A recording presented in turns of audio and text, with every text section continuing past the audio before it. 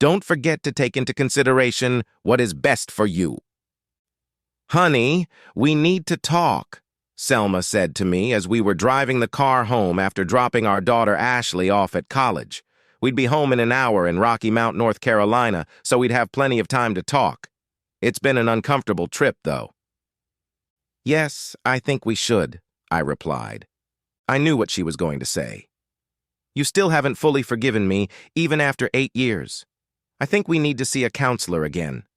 We should be able to put this in the past and look forward to our future, growing old together, traveling, and spoiling future grandchildren. I've been thinking about this trip home. I've been thinking about it for the past 8 years, shortly after that fateful day. The day I found out my wife was cheating on me. It was in the spring, 8 years ago. I was running some errands for work when out of the corner of my eye I saw something bright yellow. I looked over and saw a brand new yellow Nissan Xterra in the parking lot of the DoubleTree Hotel. We had just bought this car 6 months prior, so the yellow color caught my eye. Parked next to it was a slightly different shade of yellow Pontiac Aztek. Our friends, Jim and Sheila Henderson, had bought it a few months ago. Selma and Sheila must be having lunch at the hotel restaurant, I thought to myself. I'll just stop by and say, "Hi." So I pulled into the parking lot and parked next to my wife and Sheila's cars. I walked into the restaurant and looked around. I didn't see them, but there was a table that looked like 2 people had just eaten there. They must have gone to the restroom, I thought. So I headed to the entrance of the hotel where the restrooms were located. I waited there for about 5 minutes. I must be waiting in the wrong place, I thought. They were probably leaving the hotel as I was coming in the other entrance. So I walked over to the entrance and looked out. Both cars were still parked there and there was no one around them. I turned around and saw my wife holding hands with Sheila's husband, Jim. Jim then leans over and gives her a passionate kiss. They then turn to the front desk and return the room key card. I was stunned, to say the least, but I wasn't paralyzed by inaction. I retorted to the couple standing at the counter. I turned Jim around and yelled, "You stupid asshole!" and punched him right in the nose. Almost immediately, blood rushed out. My wife gasped, and I turned to her and said, "You cheating asshole! Don't come home tonight! I can't promise I won't do the same to you!" I turned and ran out of the hotel. I took a quick stride towards our cars. There were several dividers in the parking lot that were lined with trees and filled with palm-sized landscaping stones. I picked one up and threw it right through the windshield of Jim's car. The impact left a large dent and a spider web of cracks cascaded from it. I jumped into my car and drove out of the parking lot. I was so woozy that after a couple blocks I had to pull into the McDonald's parking lot to try to calm down. As I sat there trying to relax, my phone rang. I looked at the number. It was Selma. I screamed, "Stupid!" and turned the phone off. Then I said incomprehensibly out loud to someone, "I don't want to talk to you, you change." How long has this been going on? I thought. They definitely looked quite comfortable with each other. Besides, they didn't look like they were trying to sneak in unnoticed. Their willingness to kiss while standing at the front desk was eloquent enough to know that they had been fooling around for quite some time. I had to tell Sheila. She had to hear it from me before Jim or Selma tried to do something about it. I turned my phone back on. There were already 3 messages on there. I ignored them and called Sheila. She was a homebody and only worked part-time at the library while her kids went to school. I hoped she had today off or at least would be able to answer the phone. "Lucky me," she answered. "And how do I tell her that her husband is a cheating snake?" I've always been somewhat of a straight shooter, so I did the straightforward thing. "Oh, hey, Kurt," then she asked. "How can I help you?" She was in her work mode, so the expression just came naturally. "Sheila, I don't know how to tell you this, but I just caught Jim and Selma checking out of the hotel. They were very affectionate, so I have no doubt they were cheating on us." She awed and said, "Not again? Well, he just screwed himself to the wall." Wow, that wasn't the answer I was expecting. I said in confusion. It's not the first time it's happened. In fact, to my knowledge, this is the third time.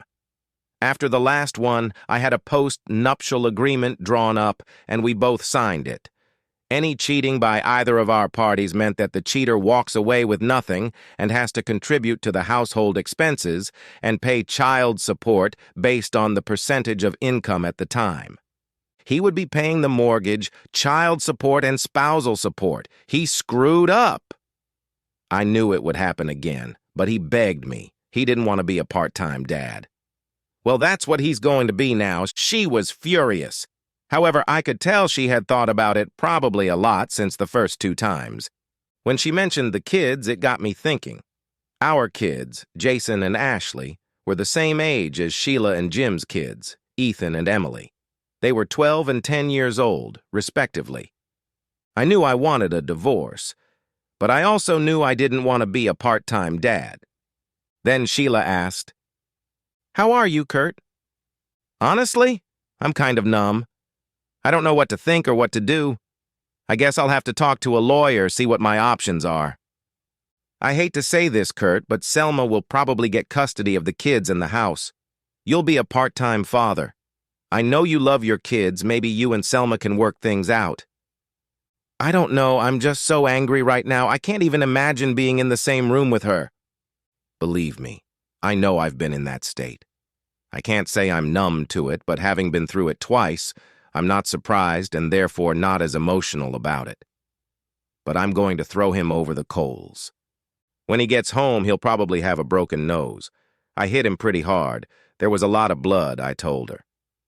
"Serves him right," she said in a harsh tone. Then she said more gently, "I'm sorry, Kurt. I'm sure he started the whole thing. Maybe you can work it out." "I don't know. I haven't had enough time to think about it. At this point, I need to start thinking about my kids and what's best for them. And Kurt, don't forget to take into consideration what's best for you." I appreciated her insight. She's had a lot more time to think about it than I have. More time to look at it more objectively. Now, 8 years later, I spoke with an attorney. The sad truth was that unless I could prove that Selma was an unfit mother, or dangerous, or abusive to our 10 and 12-year-old children, she would likely get custody of our children, and I would be stuck in the role of part-time father, all the while paying for the house and child support. We made about the same amount of money, so there would be no spousal support, but it was a hollow victory if I couldn't be there for my kids. So I decided to get over it. I wouldn't divorce her. She said she was sorry and didn't want a divorce either. She was from a single-parent family and didn't want to put our children through that ordeal. We went to counseling. It helped a little. I went to counseling, but other than giving my opinion, it was pointless. 3 years later, we went to counseling again because our marriage wasn't what it used to be. I still had trust issues. Her job didn't help with that. I was a chemist at Pfizer, and she was a sales rep, also at Pfizer. She was on the road most of the time and also attended conventions. In my opinion, she had every opportunity to deceive me. How did I know she wasn't? Obviously, our marriage was never the same. I had decided in advance that the day we took Ashley to college, I would start divorce proceedings. Now, 8 years after that fateful day, we were driving home after dropping off our daughter. Today was the day. Today was the day I had to make a phone call to speak to an attorney. She said, "Honey, we need to talk." She had no idea that I had decided we needed to talk 8 years ago. Now that the kids were gone, there was no reason to continue this deception. I thought about that day many times. "Selma," I said, "I'm filing for divorce." I looked at Selma. She was still good-looking, but the age lines were beginning to show that she was 45. "Kurt," she said hesitantly, "I'm filing for divorce." Why? I thought. She's stealing my thunder. I should be the first one to drop the bomb on her. Now she's telling me she's filing for divorce? I regrouped. "Act cool," I said to myself. "Okay," I said out loud, unemotional. There was disappointment written all over her face. I don't think she expected this reaction from me. At least I surprised her in some way. What, did she think I would beg her? That we could work it out? That I would try harder? Go to counseling more often? That after more than 20 years of marriage, I wouldn't want to give up? She looked at me. She could see by the look on my face that I felt the same way. That this marriage had died 8 years ago. It just hasn't been declared dead yet.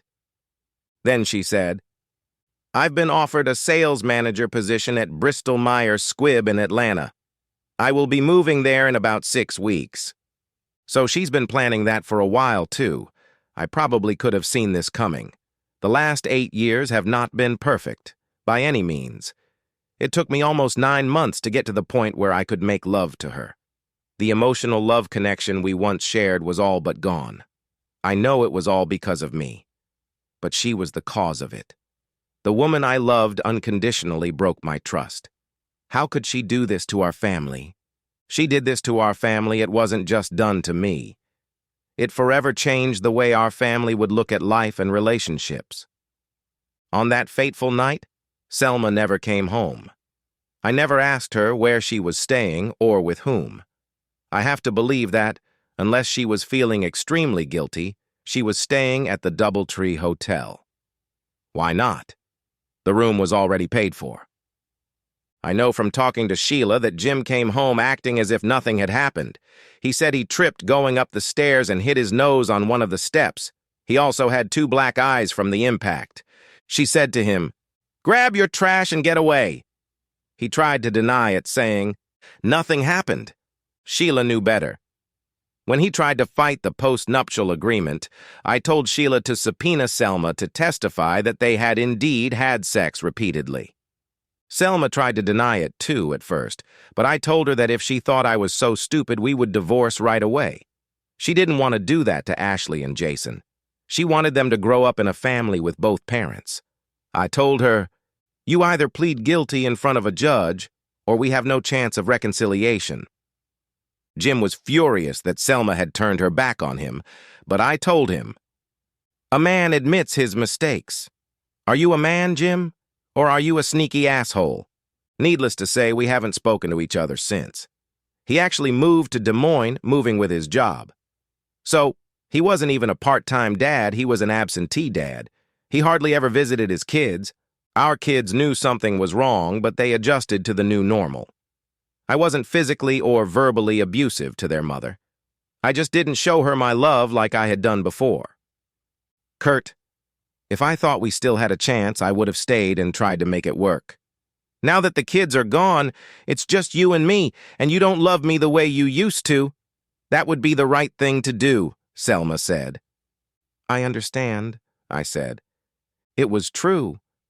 But how could a husband love his wife like he used to, if she didn't love him enough to reject another man's advances? Through the counseling and discussions we had afterward, I had a pretty good picture of what had happened. First of all, they were our friends, so spending time with them was natural. Getting to know them and building rapport with them was also natural.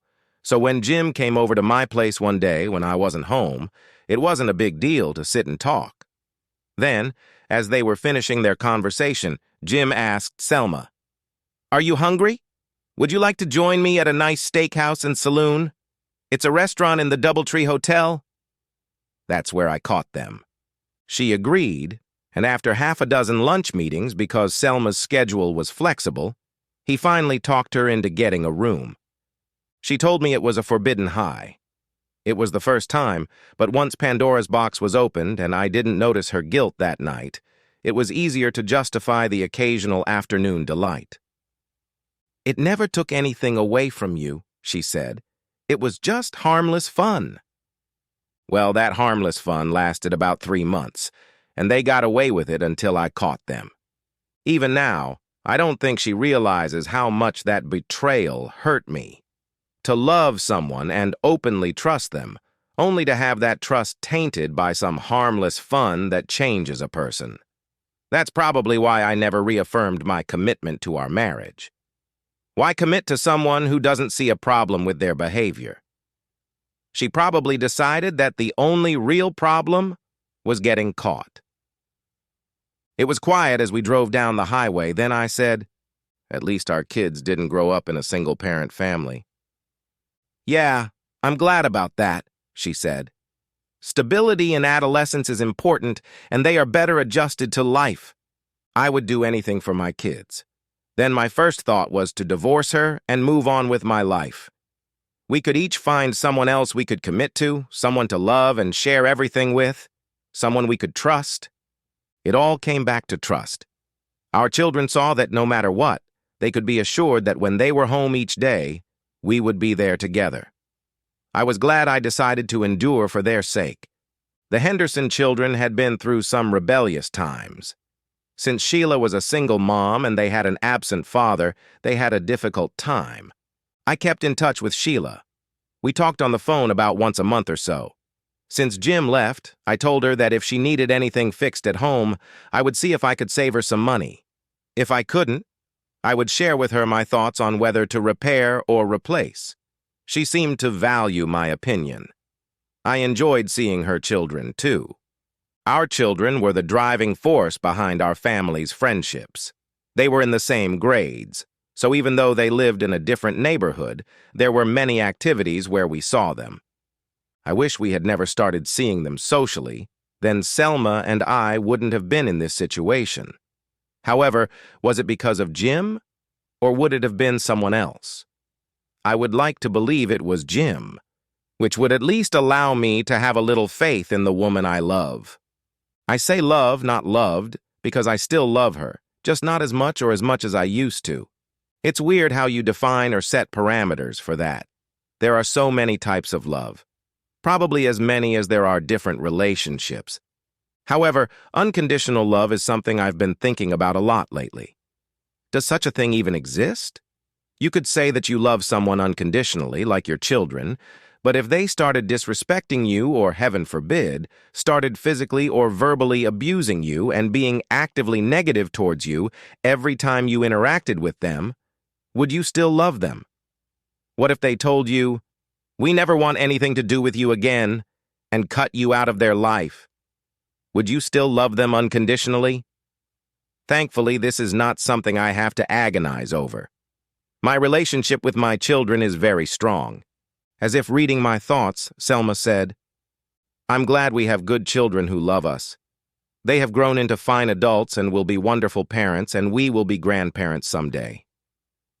"That's so true," I said. They really did. They showed respect for each of us and for those around us. They are well-adjusted, and I had no fears for their future. They would blend right into society, taking an active part in making our world a better place to live. As I mentioned earlier, Sheila's children have been through some rebellious times. However, now they seem to be coming around. I am praying for them. As I thought about praying for them, I began to think about my faith. I have never been a very religious person, but when Selma cheated on me, I began to pray to God. First, I prayed for understanding. Then I prayed to make the right decision. Since then, I have been praying for strength to get through this. I know I should probably pray for the ability to forgive Selma, but I haven't seen any real repentance on Selma's part. So I couldn't make that leap. Maybe someday. Maybe it will be easier to forgive her when we no longer have to see each other every day. People say, separation makes the heart more loving. Maybe separation will make the heart more reconciled. I asked Sheila how she felt about it. She still has a lot of resentment towards her ex because of the few times it happened. She told me, "There are days when I don't think about him at all. That's probably the closest I've come to forgiveness. It doesn't get there. I know that. But fool me once, shame on you. Fool me twice, shame on me. Fool me 3 times, I'm just stupid." I wasn't fooled 3 times, but I was fooled for 3 months. It makes a guy question his powers of observation. This is probably another reason I had a hard time trusting Selma after she cheated on me. If she did it again, what would I do? How was I supposed to know?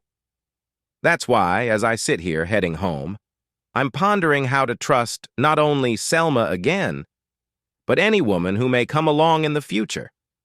Once bitten, twice shy, so the saying goes. I know myself, and that expression will definitely become part of my personality in the future.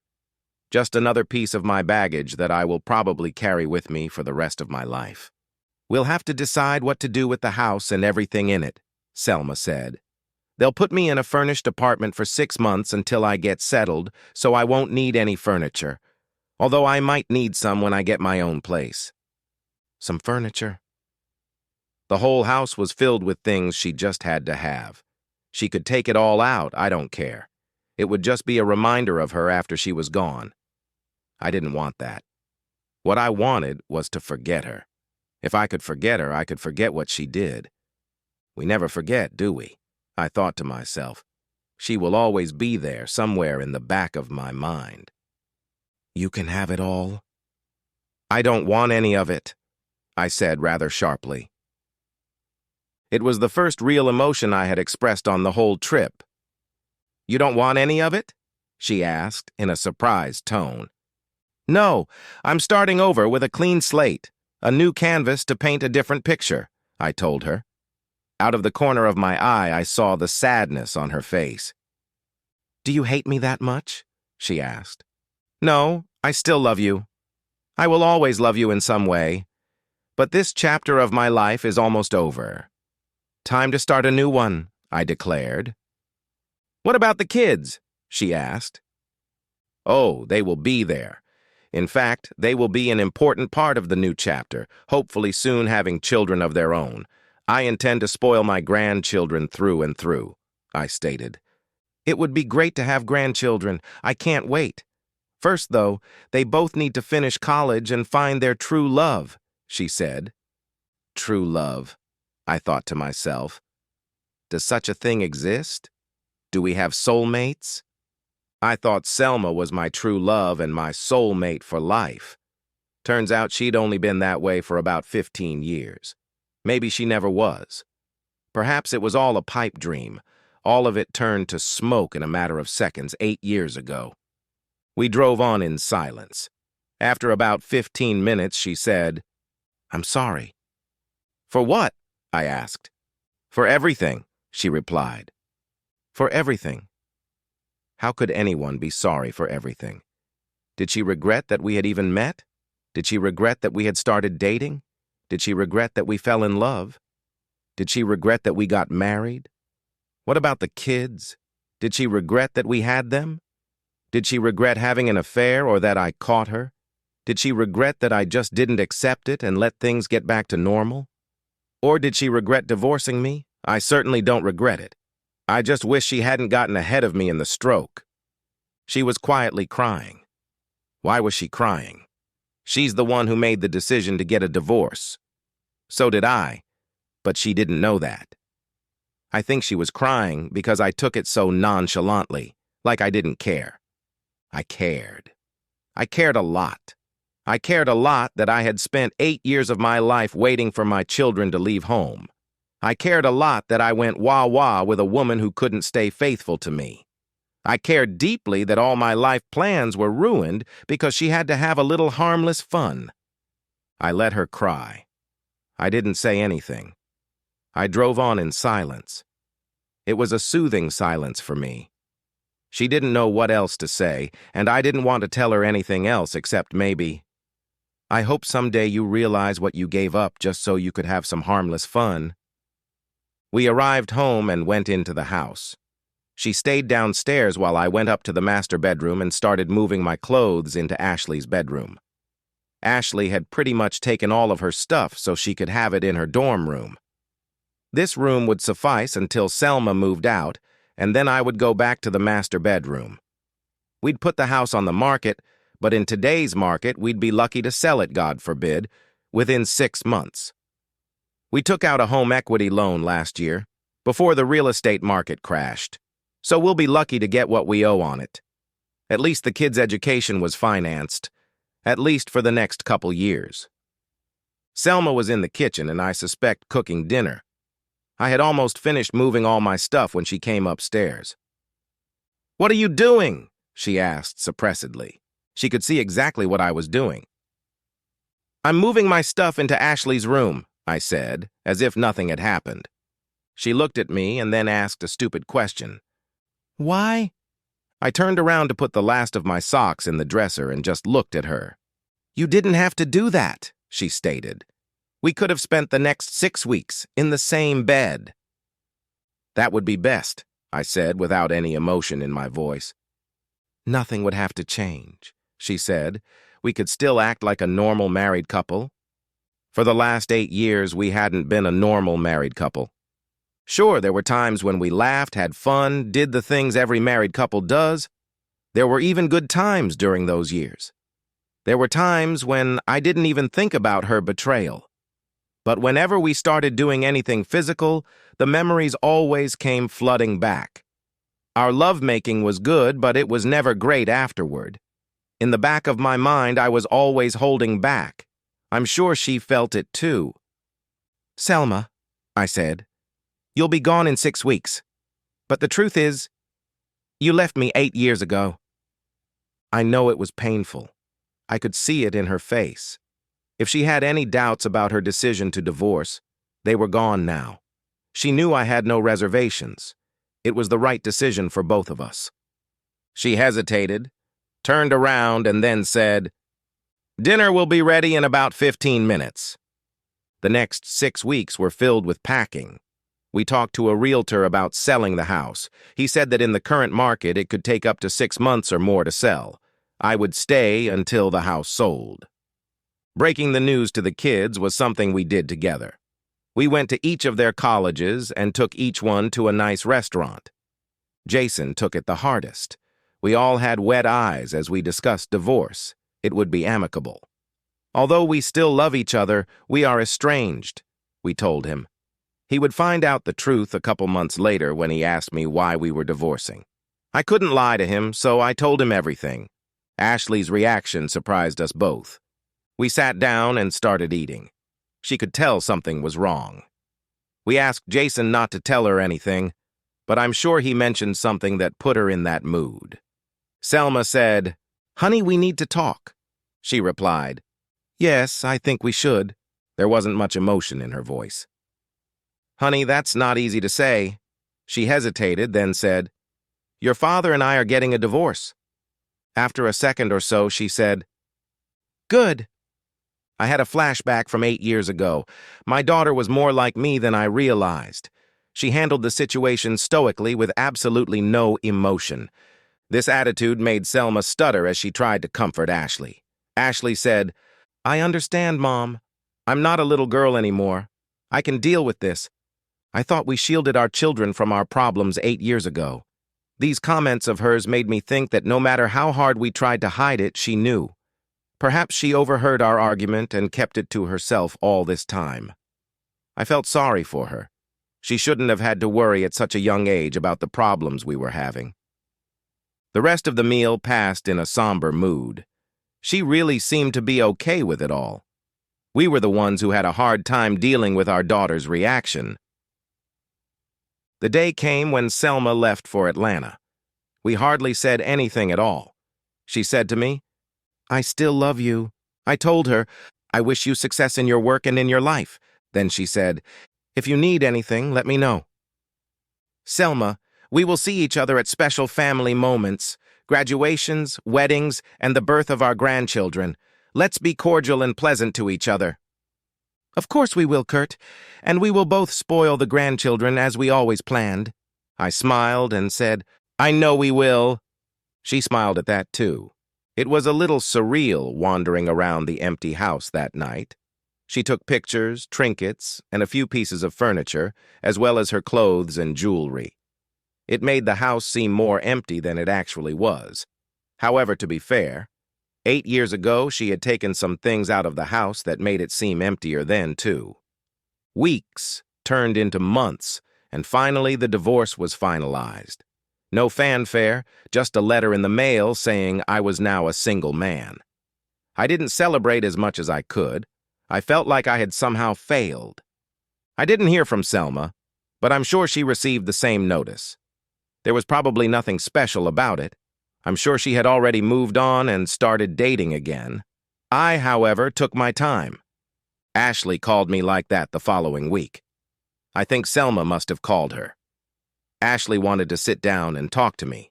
I told her, "Sure, honey. Can you come home this weekend? Then we can talk." "Yes, Daddy. I'll be home Friday night." As we sat down for our conversation, she said something to me that made me sad for my daughter.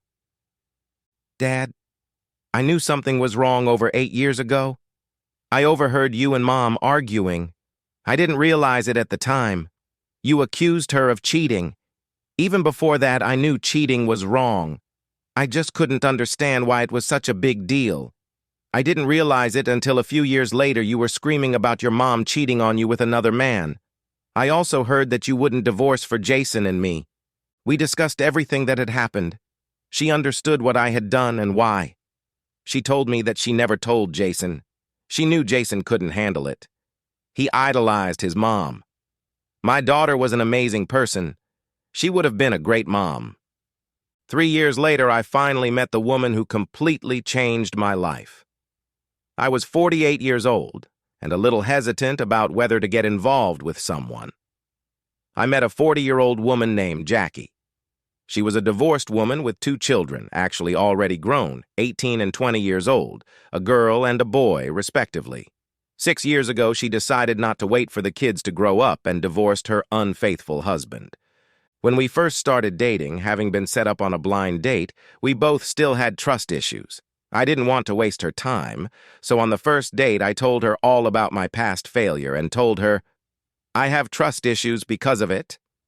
She looked at me with tears in her eyes and said she understood completely. We moved slowly, trying to keep ourselves safe but also trying to open up to each other little by little. After 6 months, we finally trusted each other enough to take our relationship to the next level. To say I was nervous would be an understatement. She was the first woman I had been with, besides my wife, in over 25 years. We clumsily made our way through it, laughing at the awkwardness of different situations from time to time.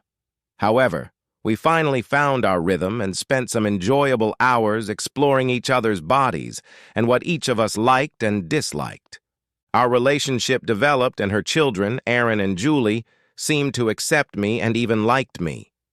My kids got to know her and her kids, and they liked them too. Our kids even started going out to play together and seemed to get along. I couldn't have been happier. After 2 years of dating, we got married. It was a small ceremony, but it was a joyful one. Jackie and I spent a week in Hawaii enjoying the sights and each other. It is now 2022, and I am sitting here thinking about my life. Jackie and I just welcomed the birth of our 3rd grandchild. Her son Aaron got married 3 years ago and had children almost immediately. Not to mention her daughter Julie got married 18 months ago and has already had a baby too. This got me thinking about my own children, Jason and Ashley. Jason had 3 serious relationships, but when women started pressuring him for commitment, he couldn't handle it. Each of them broke up with him, looking for someone she could spend the rest of her life with. Ashley had gotten married 4 years ago, but was adamant that she would not have children. Her husband didn't feel the need to change that. He liked their freedom. So I am spoiling my grandchildren from my 2nd marriage. I don't know if I will ever have grandchildren from my own children. After talking to Jason and Ashley, I'm a little doubtful about it. I don't see Ashley changing her mind, and I think Jason will remain a bachelor for life.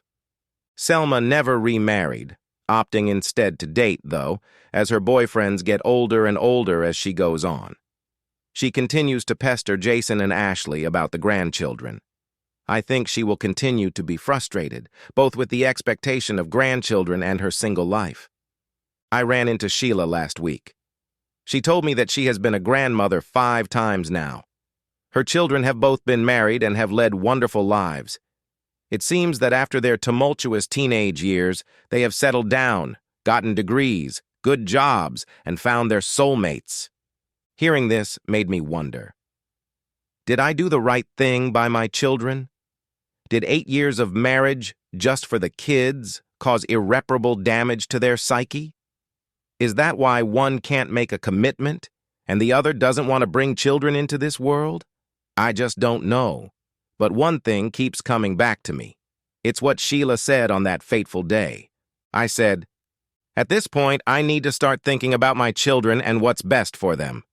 She replied, "And Kurt, don't forget to take into consideration what's best for you." I wonder how my life and my children's lives would have changed if I had followed that advice. The end! Subscribe to my channel. Thank you.